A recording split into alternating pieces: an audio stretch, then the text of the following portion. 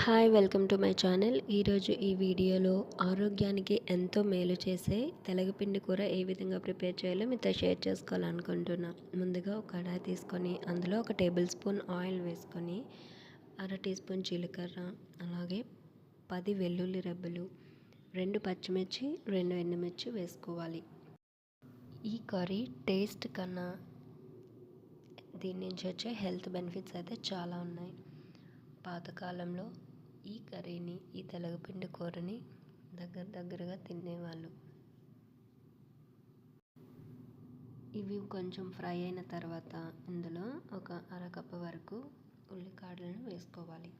అదే spring onions అంటారు కదా, ఇవి వేసుకోవటం వలన ఏ కర్రీ అయినా టేస్టీగా ఉంటుంది. ఈ వింటర్ సీజన్లో ఇవి బాగా అవైలబుల్గా ఉంటాయి కదా.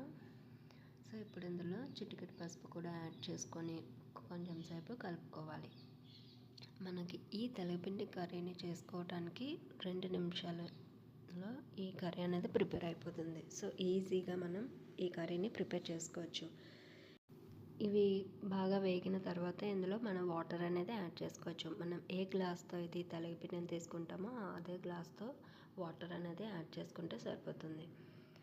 సో ఈ విధంగా వేసుకున్న తర్వాత మూత పెట్టుకోవాలి. అలాగే సాల్ట్ కూడా యాడ్ చేసుకొని ఈ విధంగా తిరగబడే వరకు ఉంచుకొని ఈ తెలగపిండిని ఇందులో వేసుకోవాలి. ఇలా వేసుకున్న తర్వాత 1 నిమిషం పాటు ఈ విధంగా కలుపుకోవాలి. ఈ కలుపుకొని వాటర్ అనేది అబ్జర్బ్ అయిన తర్వాత మనకి తెలగపిండి కర్రీ అనేది రెడీ అయిపోయినట్టే. మరి చూసారు కదా, ఈ కర్రీ సింపుల్గా టేస్టీగా ఎలా ప్రిపేర్ చేసుకోవచ్చు. దీనివల్ల హెల్త్ బెనిఫిట్స్ అయితే చాలా ఉన్నాయి. మీరు కూడా ఒక్కసారి ఈ కర్రీని ట్రై చేసి చూడండి. ఈ కర్రీని 2 విధాలుగా చేసుకోవచ్చు. ఈ విధంగా చేసుకోవచ్చు, లేదంటే ఏదైనా పప్పు కాంబినేషన్లో వేసుకోవచ్చు. అలాగే ఎప్పుడైనా బీరకాయ, ఆనపకాయ చేసుకునేటప్పుడు ధనియాల పొడిలాగా ఈ పొడిని వేసుకుంటే టేస్ట్ అనేది బాగుంటుంది.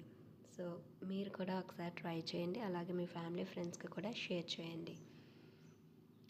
మరిన్ని రెసిపీస్ కోసం హేమ కిచెన్ అండ్ క్రాఫ్ట్స్ని ఫాలో అవ్వండి. Thank you for watching.